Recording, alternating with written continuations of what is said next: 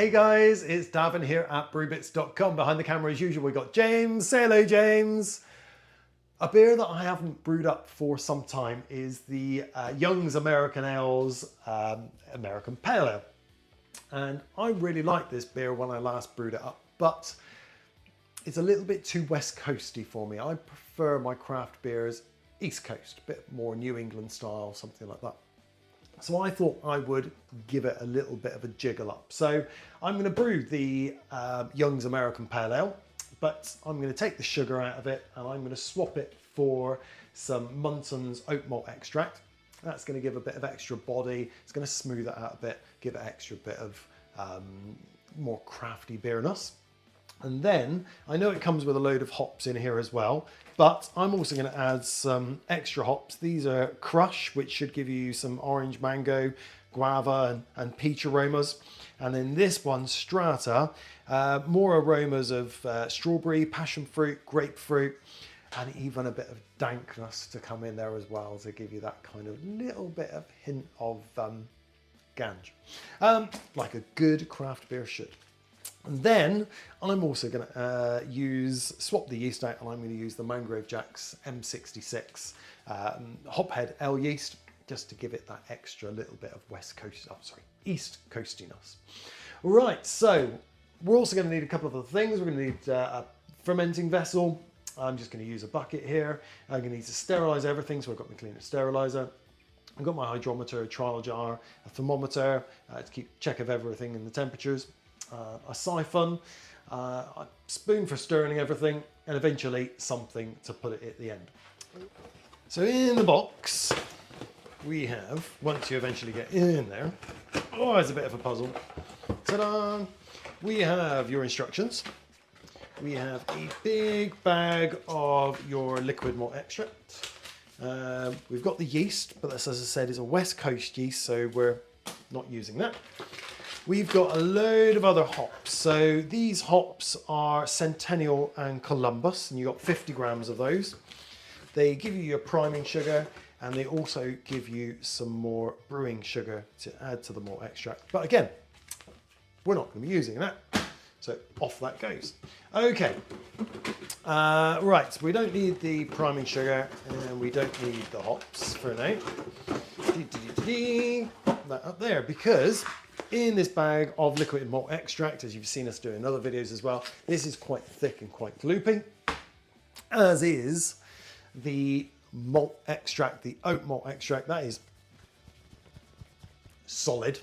So over here, I'm going to pull off some hot tap water, and then we'll pop these in and leave them to soak for 15 minutes. And whilst that's soaking away and warming up to make it a little bit less viscous, I'm going to get on and do some sterilising. That's hot.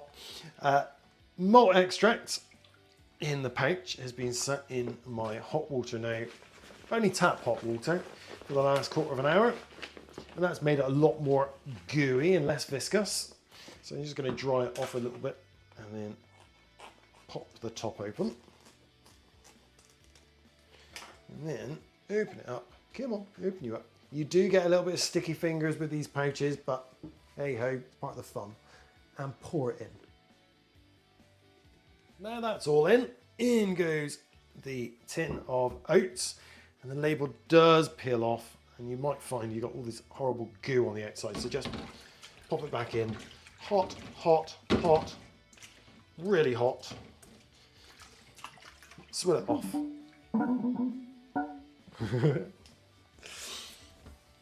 And give it a wipe off. And now, when you get in here, with a tin opener, there we go, and pour that in as well.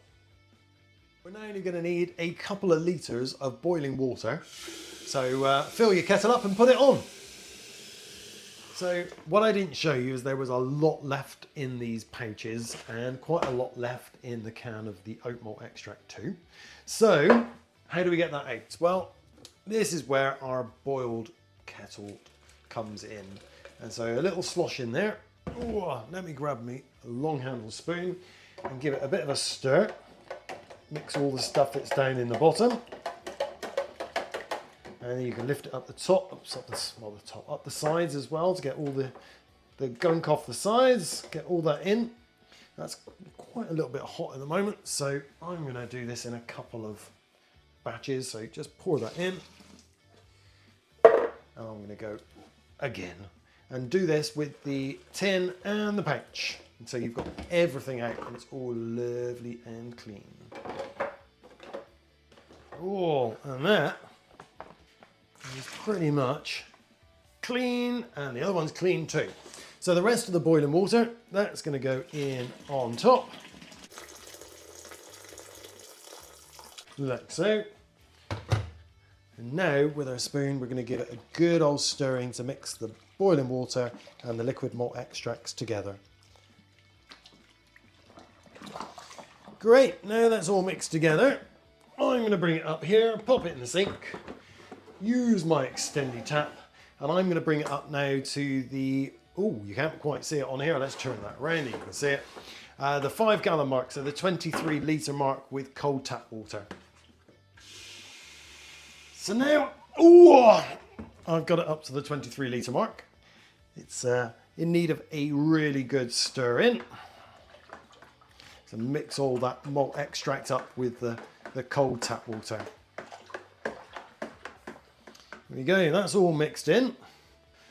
Just get rid of my spoon. So I'm now going to take a sample. I've sterilised my pipettes, and then down into my trial jar, where I've got my hydrometer quite happily floating away already. There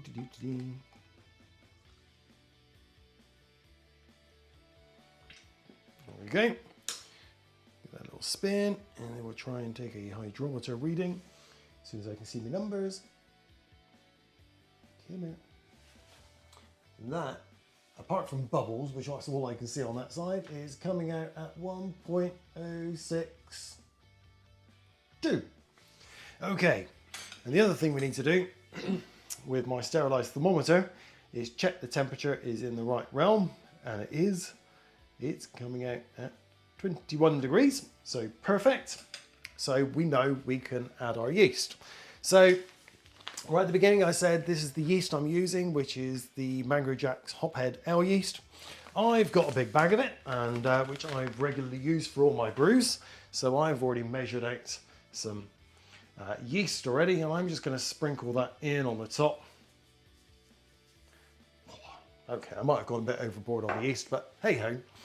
And now the lid goes on, and this goes into my warm place at about 18 to 22 degrees C for the next, let's say, 6 days. All of the life is kind of all foamed up and it's all settled back down. So now it's time to add the hops here. So over here, I have my straining bag. I'm just going to pop the lid back on just to make sure nothing gets in there. I've got my straining bag that I've sterilised.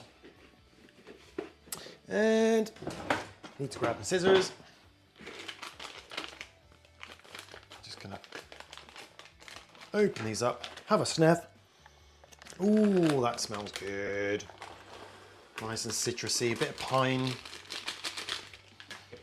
And then lift that up, let them go all the way to the bottom, and then tie it off like you would as if you're making a tea bag, because that's what we're doing. So that means then that once this is finished, we can actually pull this bag of hops out and we can squeeze it back.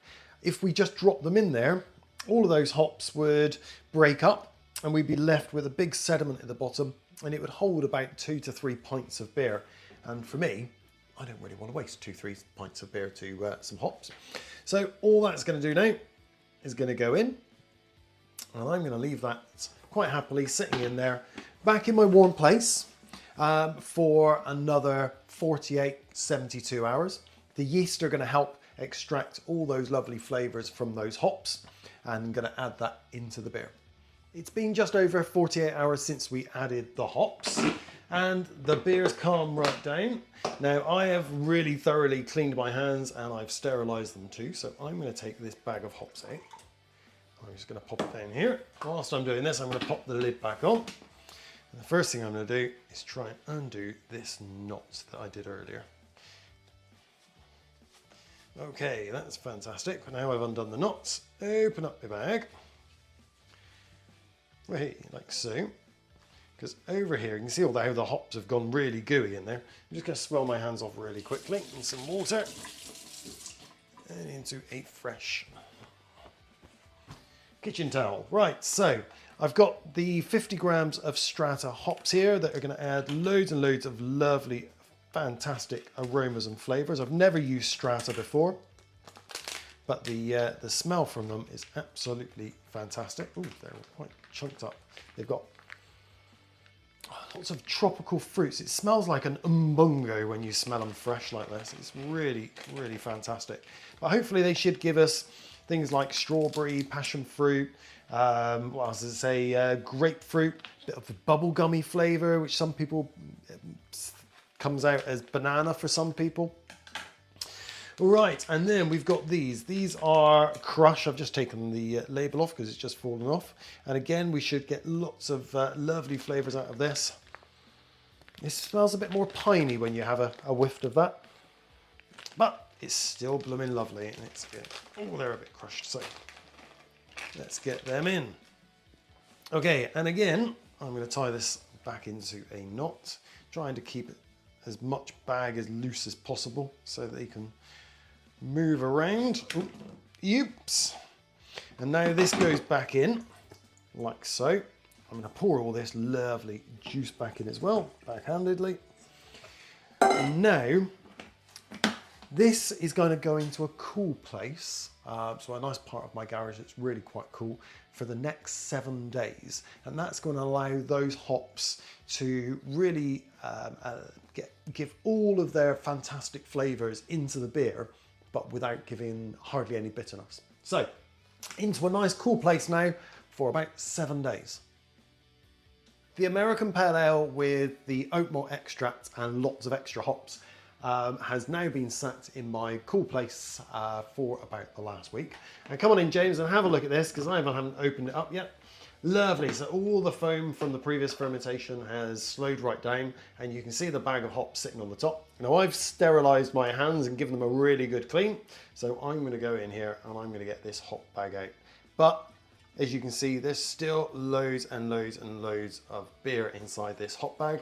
So I'm going to get in there and I'm going to squeeze these hops out and recover some of this beer. Now,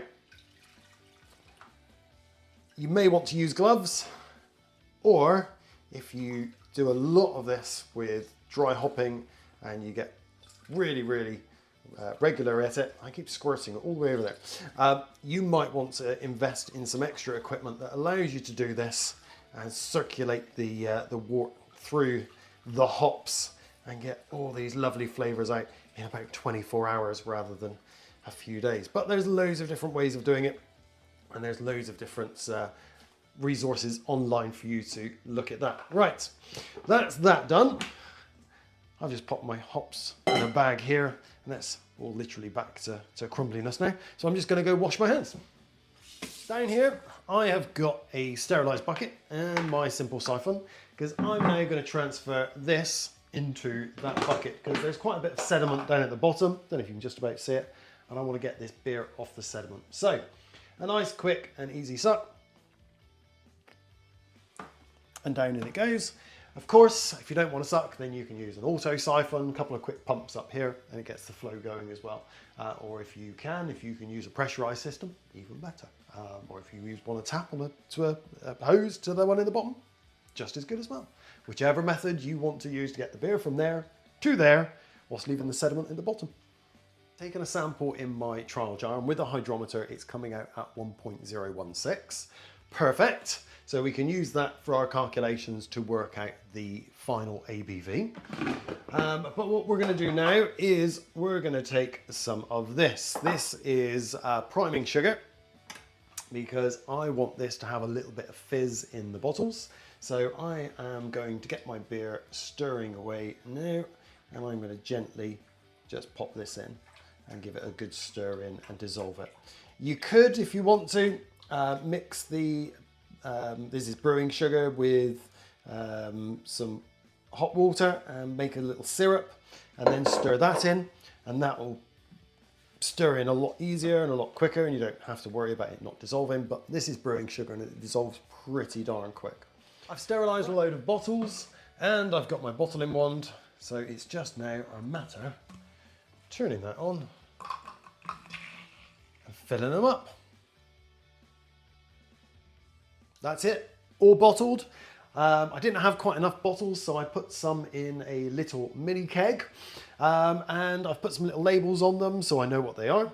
These now need to go back into my warm place for about the next week, just to get that secondary fermentation going and really, really firm up these bottles and get the fizz going in it. And then transfer somewhere nice and cool for about 2 weeks, and then pop one in the fridge, pop it open and enjoy it. Now, I did take a little sample, and we've changed this quite a bit from what would be an American pale ale West Coasty. We have turned it a lot more East Coasty. The tropical aromas on there, we're getting orange, peach, plum as well, and it does smell literally tropical. That is really nice. And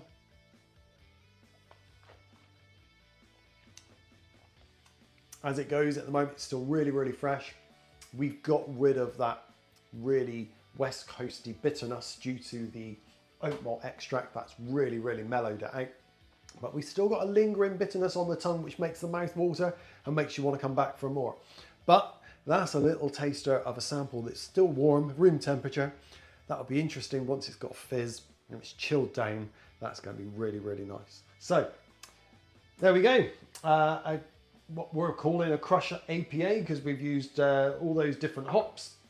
Have you made one? If you've got any questions, or if you've changed the hops that you've used differently or anything like that, down in the comments below, let us know how you got on. Remember to like this video, subscribe to our channel, and I will see you at the next one. And if you keep your eyes out, in probably a month's time, we'll do a tasting video on this one as well. But for now, cheers and happy brewing.